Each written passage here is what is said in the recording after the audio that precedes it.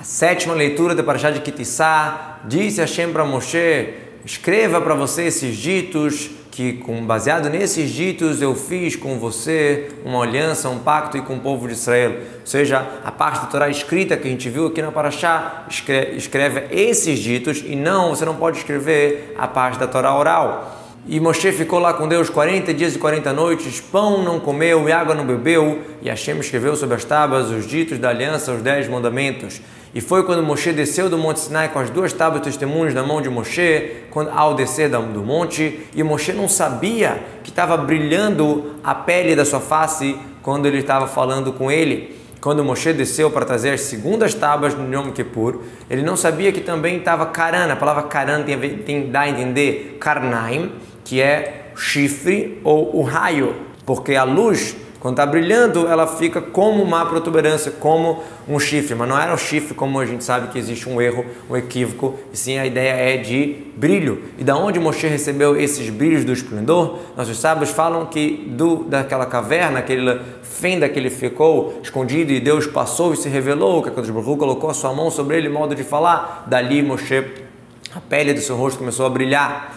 Por isso está escrito, ao falar com ele, quando Deus falou com Moshe nessa situação, nessa história. E viu Aharon e todo o povo de ser Moshe, eis que o seu brilho, a sua pele, do seu rosto estava brilhando, e ficaram com medo de se aproximar para ele. Daqui a gente vê o quanto que é a força de um pecado. Enquanto eles não tinham metido a mão em pecado, o que está escrito? Que a aparência do kavod de Deus como um fogo consumindo na cabeça da montanha, nos olhos de todo o povo de Israel. Eles não ficaram com medo, não ficaram estremecidos. E agora, depois que eles pecaram o pecado do bezerro de ouro, até o esplendor do kavod de Moshe estavam indo para trás, estremecidos com aquilo. E chamou para eles Moshe, tentando chamar para eles se acalmarem, e voltaram para ele Aharon e todos os líderes da congregação, e Moshe falou com eles, Anessim Baidá, os líderes na congregação, como querendo falar, os líderes da congregação. E Moshe falou com eles a missão de Deus. Tudo isso em linguagem de presente de toda a história. E depois se aproximaram o povo de Israel também, não só os líderes, e Moshe ordenou a eles tudo que Hashem falou para ele no Monte Sinai. Depois que ele ensinou para os anciões, ele ensinava para Parashá, a lei, o povo de Israel.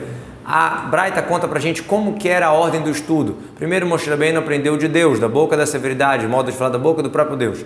Entrou Aharon e Moshe ensinou para ele a sua aula. E aí depois Aharon saía da cadeira, vamos chamar assim, de quem está aprendendo, e sentava à esquerda de Moshe. E entraram os filhos de Aharon, e Moshe foi lá e ensinou. Depois os 2 filhos vinham, e Elazar sentava à direita de Moshe, e Itamar sentava à esquerda de Aharon. Entraram os anciões, e Moshe ensinava novamente, pela 3ª vez. Moshe tinha ensinado para Aharon, tinha ensinado para os filhos de Aharon, e agora para os anciões.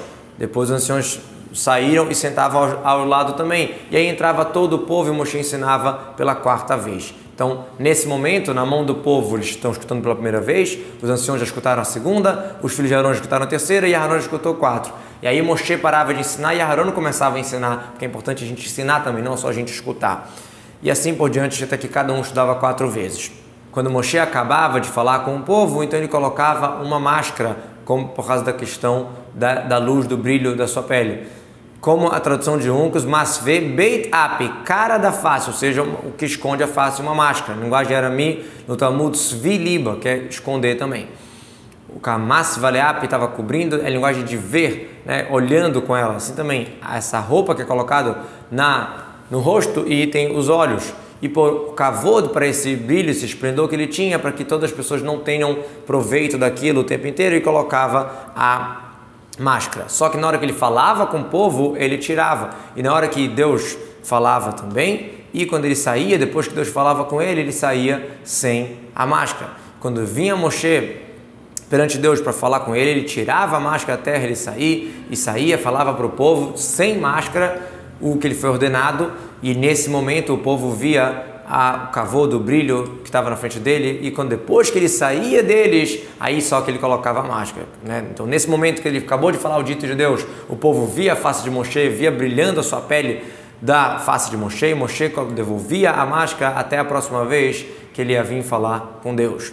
Meshiv Moshe Tamasve, quando falava de novo para ir falar com Deus, tirava a máscara.